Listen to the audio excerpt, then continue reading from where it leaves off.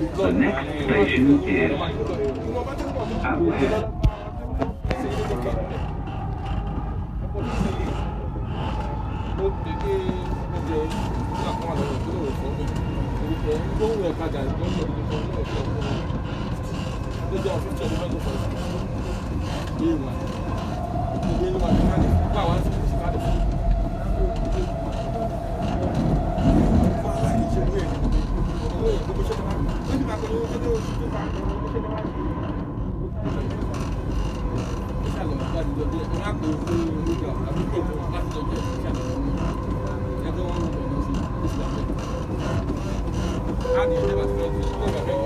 المحطة القادمة هي أبو هير.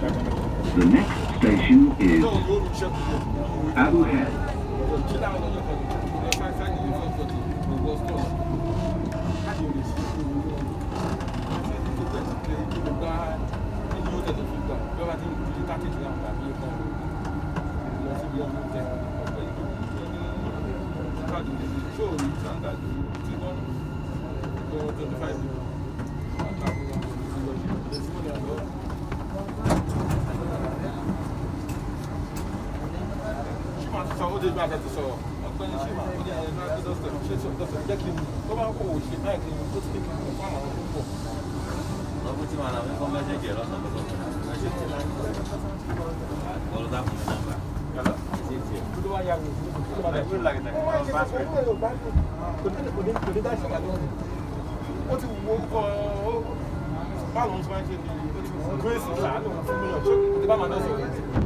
الأبواب تغلق.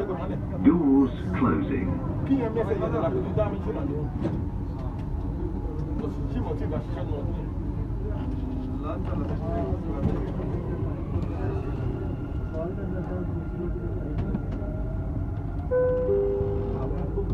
المحطة القادمة هي القيادة.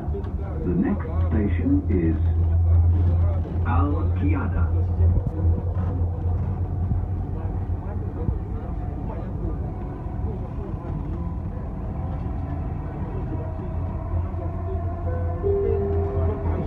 المحطة القادمة هي القيادة.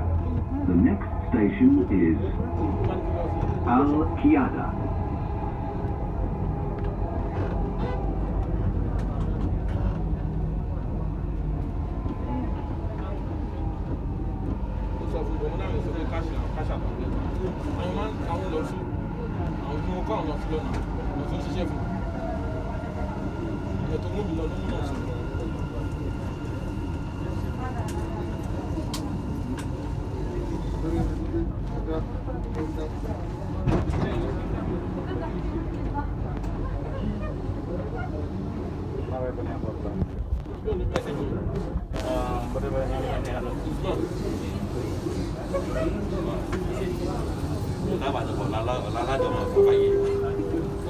الأبواب تغلق.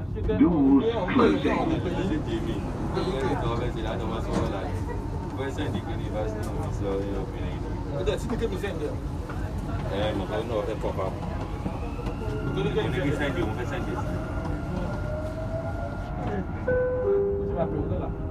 المحطة القادمة هي الاستاد. The next station is Stadium.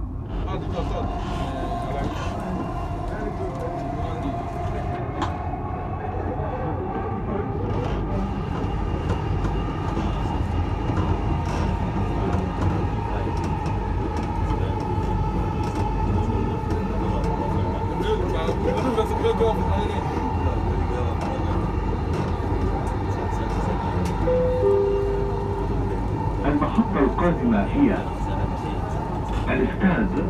The next station is Stadium.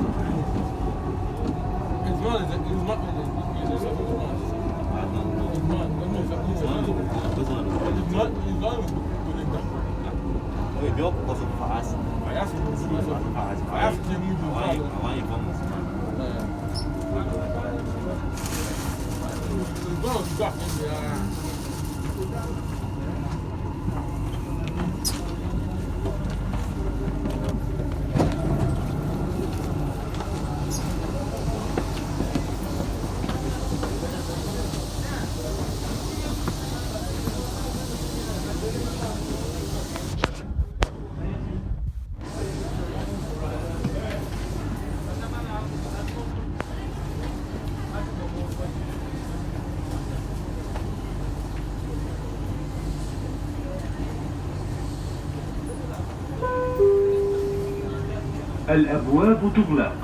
Doors closing.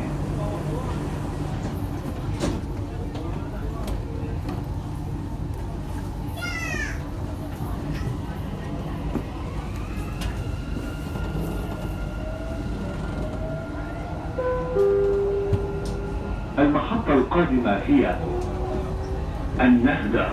The next station is Al Nahda.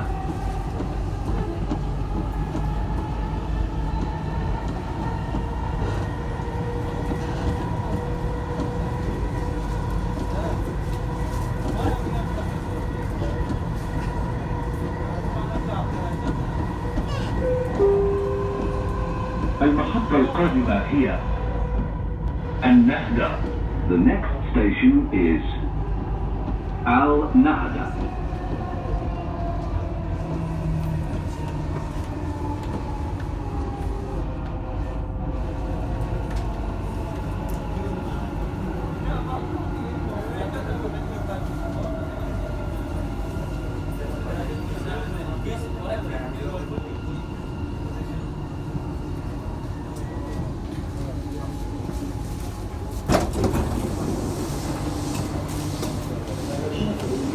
الطيور المتجهة اتصالات سوف يغادر الرصيف واحد.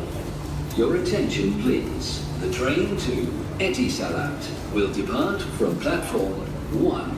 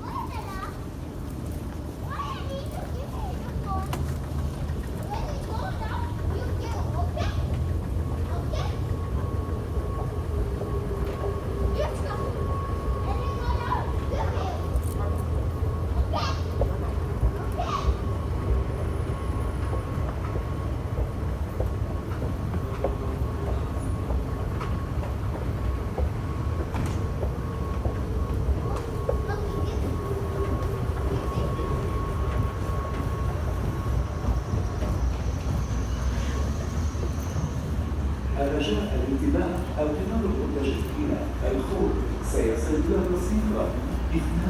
Your attention please. The train to Crewe.